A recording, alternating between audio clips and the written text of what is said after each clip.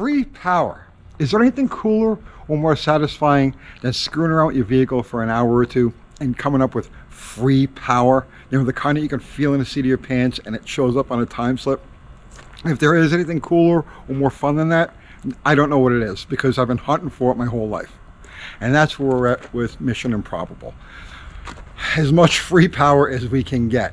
We're creeping up on our $3,000 budget. We still need a sure grip. We still need to go through the motor. But in the meantime, we have to optimize everything around it.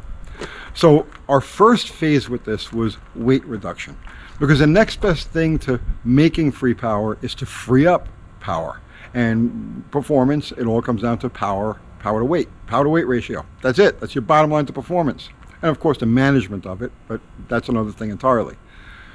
So our first phase was weight reduction, creative weight reduction, because we didn't want to upset this thing's illusion of being completely stock, and we didn't want to hurt its drivability in any way.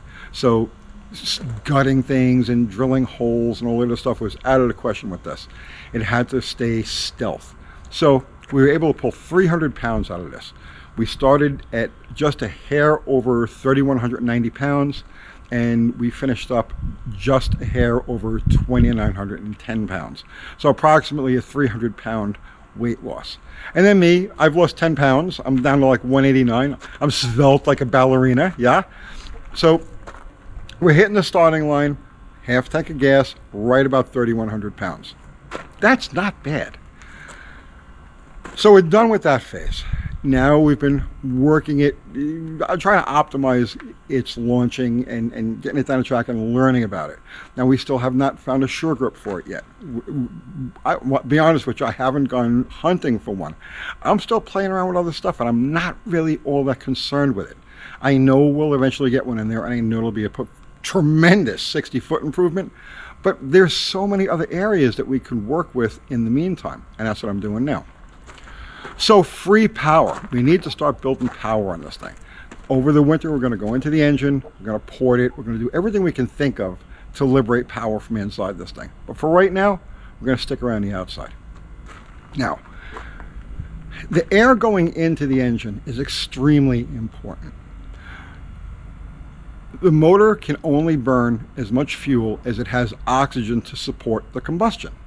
So on our last trip out with this thing, we had Dr. Art give it some more timing, because the ignition timing on this thing was super conservative, and we also had him increase the amount of fuel. But whether or not that fuel increase really made a difference, we're not really sure. It didn't trap any higher. It's been stuck in like the 69-mile-an-hour range, and I would have thought that it would have hit 70, 71. But that's telling me, even though we gave it more fuel, it didn't want the fuel. Why? All right. We gave it more timing and more fuel, but it didn't really want the fuel. So it has to be a lack of oxygen, or in other words, we need to supplement the extra fuel that went in there with extra oxygen.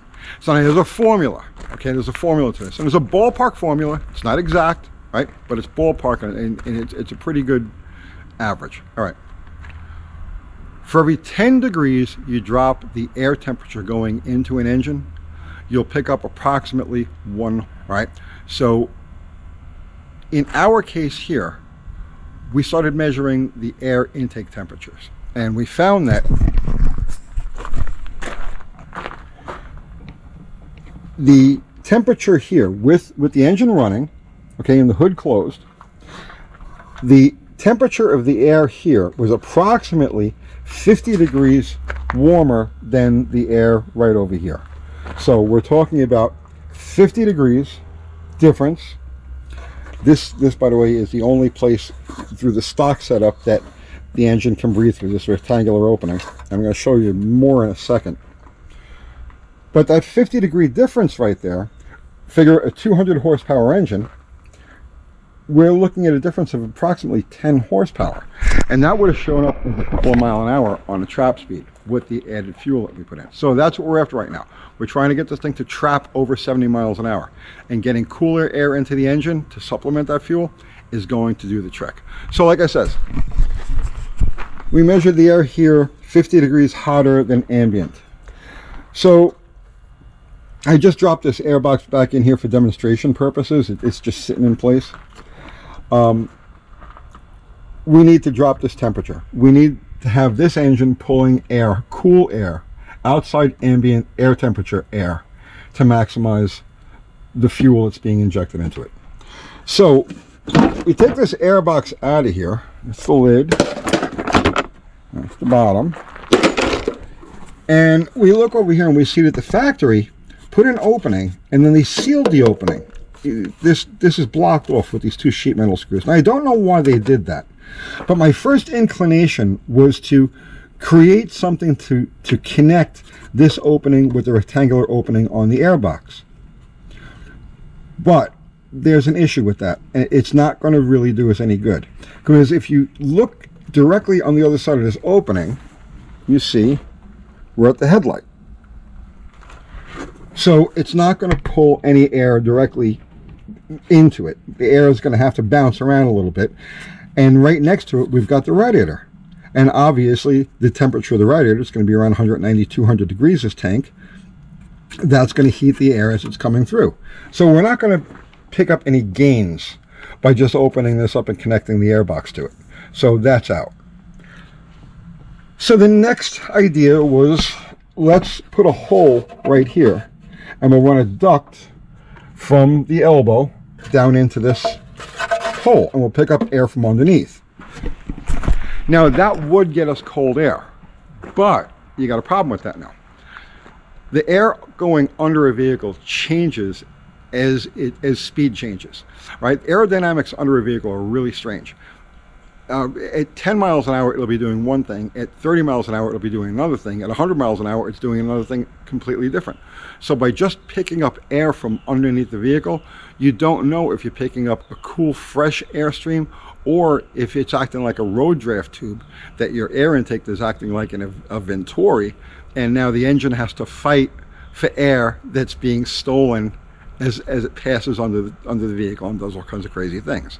So you don't want to just randomly pull air from underneath. So the next thought was, all right, so let's make our hole here. We'll run a duct from here to here, and then we'll connect it like the old Oldsmobiles did with an under bumper scoop right here. Now that would get us cold air. It would get us a slight ram air effect, but when you mount something like that under the bumper, now you need some sort of trap. And then those, like on the Oldsmobiles or any car that used under bumper scoops, the air cleaner acts as a trap. So as you're going down the road, 70 miles an hour, whatever it is, you've got leaves, you got pebbles, you got dirt, you got squirrels, you got rain, you got all of the stuff that's being forced into the air induction. It needs some sort of trap to keep it from going inside the engine. So in that case, like for the Oldsmobiles, the trap was the actual air cleaner housing. You know, the duct would go to the outside of the housing, which would be a depository for any wetness or debris or anything that came through. And then you had the filter on the other side, so the engine was isolated. I'm not going to go and fabricate some sort of elaborate air cleaner assembly for this thing. It's just not worth it. So now, what are our choices? If we need to get cold air inside this engine, and we might even want a ram air effect, what can we do? Science. Okay, so for as long as they've had in-car ventilation, we've had vents at the bottom of the windshield. And the reason for that is that as you're going down the road, you've got a boundary layer and it varies depending on speed and depending on the front of the vehicle. You've got a boundary layer that's about an inch, anywhere between 1 and 3 inches above the surface of the hood, where the air is still. So the air comes up and it rides above this boundary layer. So the boundary layer is just still air. That airstream hits the windshield. When it hits the windshield, it splits. Some of it goes up and over and does whatever it's going to do over the roof. And then some of it turns around here at the base of the windshield and heads this way. And that's the basis of ventilation. But now in the early 1960s, NASCAR racers discovered that at speed, there can be enough of a ram effect, or I should say that there can be enough airflow pointing down at the vents to create a ram effect and actually force feed the engine. And so that was the basis of cowl induction. So anytime you see, and I know it's Chevy cowl induction, right? Anytime you see any sort of cowl induction setup, that's the principle that it's working off of. The air hitting the windshield, turning around underneath that boundary layer and heading forward. That's what the boundary layer does. So what we're going to do here is we're going to pull air from the cowl on this. So here we've got the actual vents, you know, the air inlet for the ventilation inside the vehicle. And then here we've got a plenum. It's just basically an open area.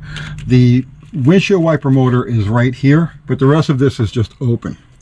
So what we're going to do with this, see I made this hole right here, or this circle I should say.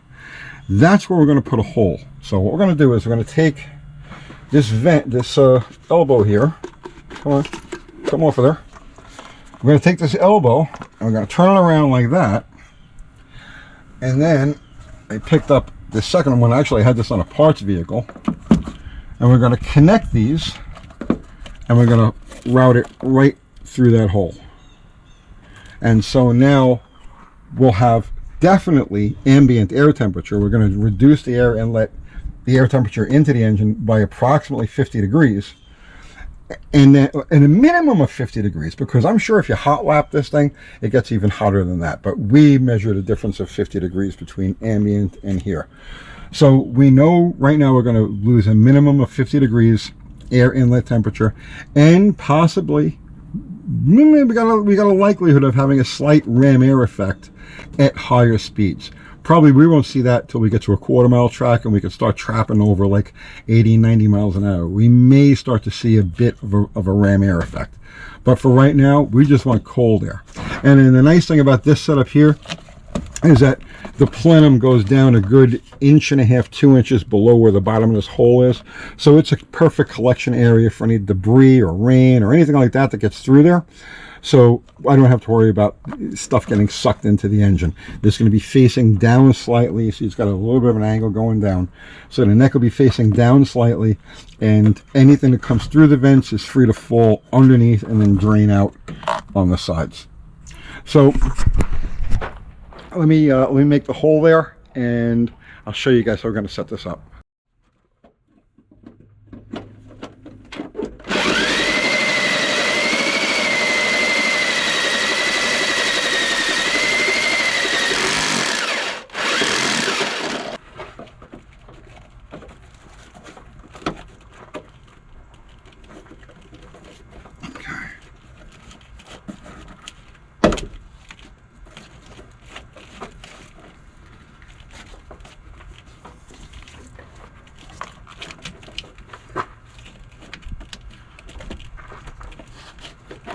Let's fold it over a little bit.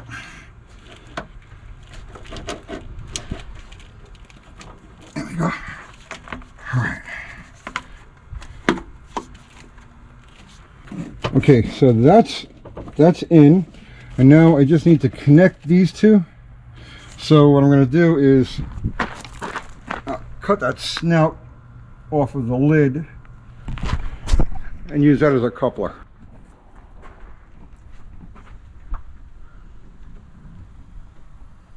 Well, there you go. Looking quite factory and quite snazzy, and using nothing but factory parts. We had that elbow laying around, so that was definitely an advantage. Could have gone to Home Depot or Lowe's and scrounged up stuff to make it work, but this was perfect. And really, if we didn't have it, what could they charge you for something like that at like a pull apart? Like $3? So it worked out perfectly. The coupler, that snout that we cut off the airbox, works good. I got to scare up a couple of hose clamps for it, but that's no big deal. Did need to make one alteration that I wasn't expecting. Once this was in place, we found out when we closed the hood, we had one of these fittings here, and it was interfering with the hose. So we had to dimple this section of the brace under the hood to clear it completely, and that's all it took. So, and it wouldn't have been good to move it down any lower, because then you'd be at the bottom of the box where it would pick up dirt and water and debris. So, good compromise. So that's it. Now, will it work? In theory, on paper, it has to work because, again, using our known temperatures, we know that we were bringing in 50-degree hotter than ambient air temperature, using that formula. With a 200 horsepower motor, that's 10 horsepower. So it should definitely show up on a 60. It will definitely show up on the top end. I'll almost guarantee that we see a 70, 71 mile an hour trap speed next time this thing goes out, regardless of what the ET is. The ram air effect, or the Cowl Induction ram air effect, may or may not show on this. It depends. It definitely won't show on an 1/8 mile track. It may show on a 1/4 mile, but it's really negligible. The idea is just to build power through the band and use the extra fuel that we're able to put into it. So that's it. Next time out, we'll see what it does. We did have one other issue. The last time we ran this, we were having fuel starvation. It's been an ongoing thing with this Jeep ever since we picked it up last February, because it had sat for like 10 years with gas in the tank. And because we're working on a budget, I tried to save the tank. So the first time around, I flushed it. I didn't go crazy, but I flushed it. I threw a fresh sock on the pump. Actually, threw a whole new pump in there, and it was okay for a little while. Then we started having starvation issues again. Pulled the pump out, and the sock was clogged. So I dropped, I don't know, a lot of money on industrial strength vinegar right before the last time we ran it, and tried to flush it that way. So I let it soak in the vinegar. I dragged the tank around the parking lot over here to shake everything loose. Soaked it on all sides in the vinegar, then flushed it, and then used baking soda to neutralize it, and then flushed it again with water and then some gasoline. Like, I really went crazy trying to save this tank. I don't know why. I mean, new tanks are like $100, but you know, I was thieving for the dollar because it's a budget vehicle, and I want to stay true to that budget. So the last time we ran it, I got 2 good runs out of it, and then it started nosing over and holding back. And by the time we got home, the track's like 70 miles away, and we got about 5 miles from home, and it barely ran at all. Like, just give it any guess, it just wanted to die. So I pulled the pump out of it. The sock was clogged again, and you know, that was it. So much for that. So this tank is over, and we went and picked up one off of Amazon. It was how much was this? $110 to the door. So that, again, we're running close to our $3,000 cap. We've got a $3,000 maximum budget to hit our goal with this car, and we haven't gone into the engine yet. So I got to save some money for gaskets and stuff like that. But I'll total it up before the next time we take this out. I'll total it up and give you guys an actual running. So I think we're right at around just shy of $2,600 right now, if the numbers in my head are right. But I'll add it all up and I'll give you the exact numbers. So that's it. If it's free, it's for me, right? I love stuff like that. That's the fun of hot rodding. It really is. I'll see you tomorrow.